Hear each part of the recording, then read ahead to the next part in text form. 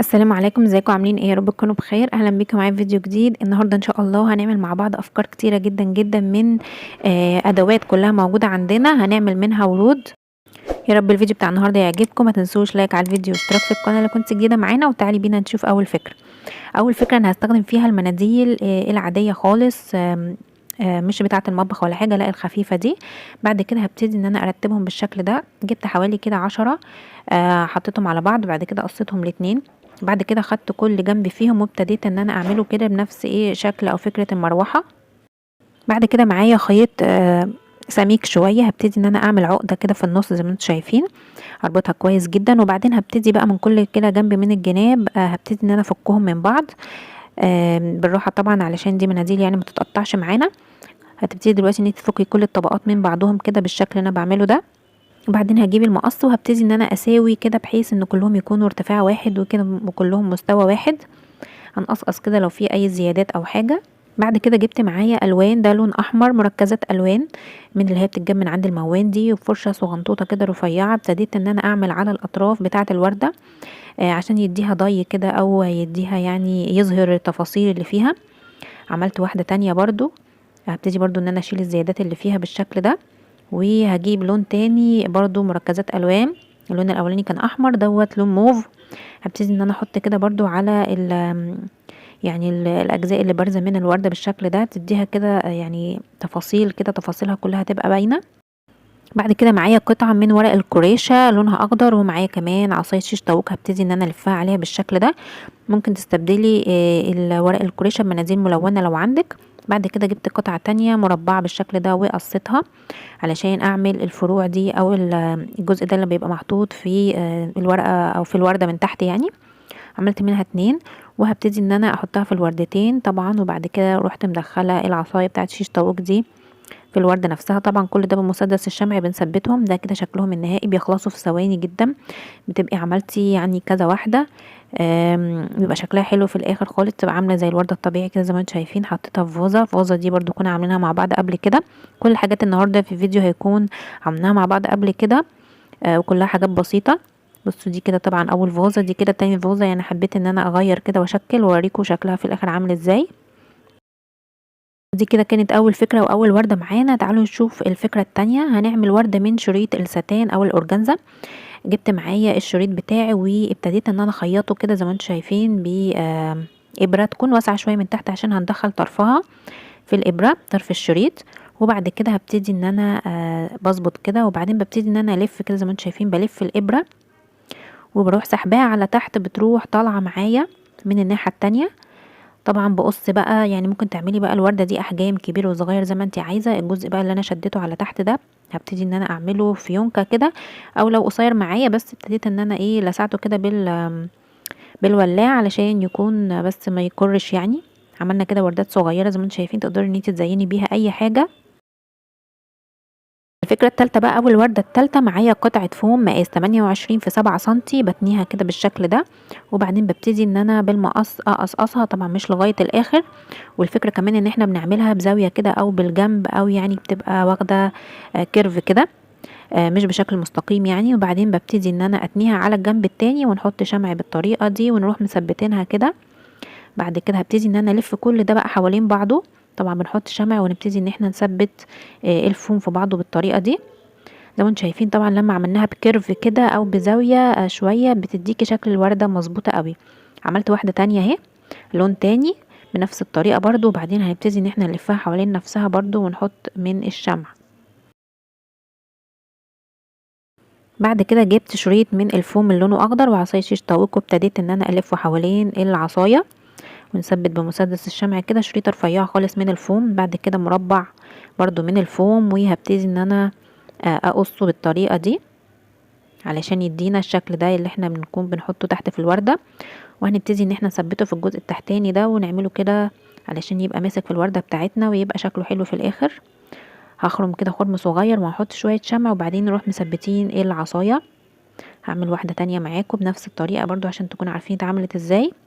هحط شمع كده في قاعدة الوردة، وبعدين هنثبتها بالطريقة دي. واخر حاجة طبعا هنثبت العصاية بتاعة الشيش طاووق، بنحط شوية شمع كده ونروح مثبتينها. وده كده شكلها حلو جدا جدا زي ما انتم شايفين عاملة زي الوردة يعني بجد، يعني شكلها حلو خالص، وكمان بسيطة، يعني فكرتها بسيطة جدا. لو عجبتك بقى الافكار لحد دلوقتي حطي لايك على الفيديو، ولسه معانا افكار تانية. تعالي نشوف الفكرة اللي بعد كده. قطعة شريط فوم لونها موف رفيعة، ببتدي ان انا اشدها بين ايدي كده بحيث بس ان هي تبقى سمكها رفيع شوية، وبعدين بتنيها نصين وابتدي بالمقص بتاعي ان انا اقطعها شرايط، برضو مش لغاية الاخر، الشرايط دلوقتي مستقيمة مش معوجة. بعد كده ببتدي ان انا ايه، هجيب عصايه من العصيان بتاعت الشيش طاووق، وهبتدي ان انا اثبت عليها الطرف كده، وهقعد اسحب على تحت بميله علشان خاطر تديني الشكل اللي انتوا شايفينه ده، وهنزقها على فوق كده علشان يكونوا تبقاش يعني فاضيه خالص، تبقى مليانه بالشكل ده كده زي ما انتوا شايفين.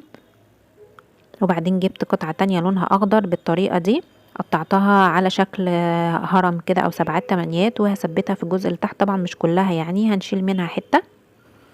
ودي كده الفروع بتاعتنا اللي احنا عملناها، عملت انا 3. بصي شكلهم بجد حلو ازاي، والوانهم كمان جميله بقى، غيري في الالوان زي ما انت عايزه، شكلهم بجد النهائي تحفه. حطيتهم كده في فازه او في برطمان، ده كنا عاملينه برضو مع بعض قبل كده، كل الفازات بتاعت النهارده كنا عاملينها مع بعض قبل كده. زي ما انتم شايفين النهارده بقى يعني البطل معانا هي عصايه الشيش طاووق، يعني هنعمل بيها كل الافكار. تعالوا نشوف الفكره اللي بعد كده. معايا المعالق البلاستيك دي، معايا كده حوالي 7، وهبتدي ان انا اقصقص طبعا الاعواد دي مش عايزاها، وهاخد الجزء الدائري ده هبتدي ان انا اثبتهم في بعض بالشكل ده 2 في 2، وبعدين هنثبت الاتنين اللي احنا عملناهم مع الاتنين التانيين كده بالطريقه دي، بحيث يكونوا كلهم باصين لبعض كده وعاملين شكل الورده. بعد كده جبت الباقي وهبتدي ان انا اثبتهم بالشكل ده زي ما انتم شايفين معايا، طبعا فكرتها سهله خالص.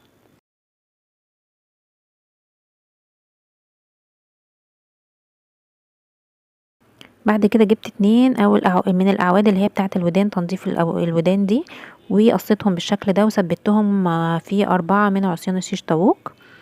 بعد كده عشان امسكهم كلهم في بعض جبت شريط رفيع خالص من الفوم اللي لونه اخضر، هبتدي ان انا الفه حواليه كله بالطريقه دي. بعد كده هنعمل الفروع الخضراء، ورقه كده بنقطعها 4/4، وبعدين بنروح عاملينها بالشكل اللي انتوا شايفينه ده، وبعدين هبتدي ان انا ادخلها في المكان ده، وبعدين هندخل الوردة من قدام.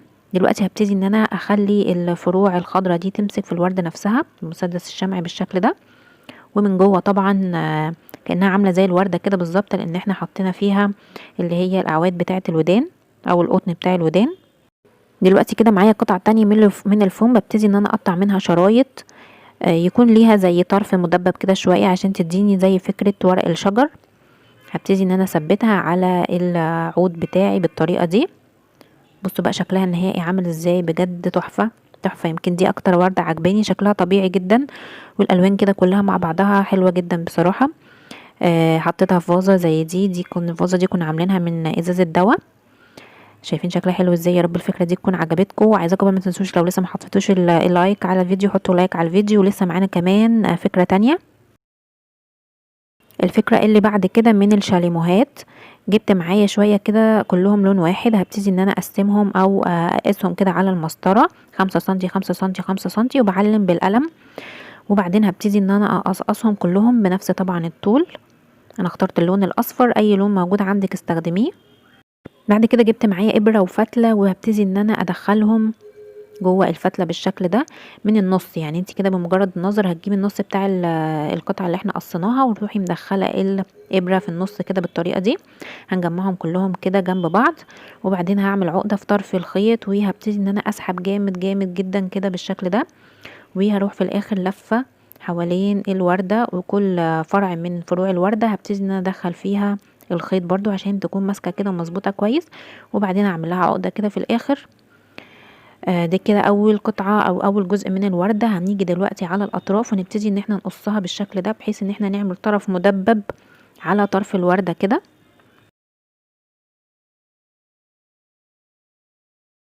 الخطوة التانية اللي معانا برضو شاليموهات بلون تاني، بس مقاسها اكبر، دي مقاسها 8 سنتي، الاولانية كان مقاسها 5 سنتي.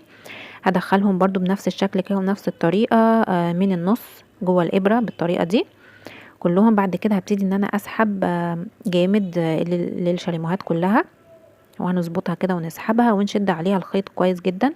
بعد كده هبتدي ان انا اعمل عقدة وهنعمل نفس اللي عملناه في الوردة الاولانية برضو، هنيجي على الاطراف ونعمل كده بالمقص بحيث ان احنا نخلي الوردة بتاعتنا من الاطراف كده شكلها مدبب كلها كده. وبعدين طبعا هبتدي ان انا اربط الاولانية في التانية بالخيط، هندخل الخيط كده بالابرة ونبتدي ان احنا نسحب ونعمل في الاخر عقدة. بعد كده جبت 2 شاليمو، واحدة الاتنين لونهم اخضر، واحدة قصيتها كده بزاوية زي ما شفتوا معايا، والتانية هاجي من تحت وهبتدي ان انا اقطعها شرايط شرايط كده يعني لحد تقريبا ربعها او لحد نصها.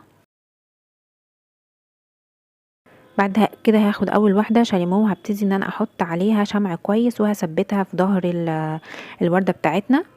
وطبعا دي التانية عملت فيها برضو شراشيب كده من الجنبين علشان خاطر تدي شكل برضو مع الوردة الاولانية. هبتدي ان انا ادخلهم كده كلهم جوه فازة. ده كده شكلها. طبعا هي تقدر بقى تيجي لقدام شوية تتني على ورا شوية علشان خاطر الشاليمو فيها حتة كده تكون مطاطة شوية كده ممكن تروح وتيجي معاكي. وده كده شكلها النهائي زي ما شايفة معايا، شكلها بسيط خالص جدا وسهلة يعني. وبكده اكون خلصت معاكم الافكار بتاعت النهارده. عملنا فيديو مليان افكار وكلها افكار سهله وبسيطه، يا رب الافكار تكون عجبتكم. ما تنسوش طبعا تقولوا لي ايه اكتر فكره عجبتكم. انا عن نفسي عجبتني الورده دي. وطبعا حطوا لايك على الفيديو واشتراك في القناه لو كنت جديده معانا، وان شاء الله اشوفكم في فيديو جديد وافكار جديده قريب جدا. مع السلامه.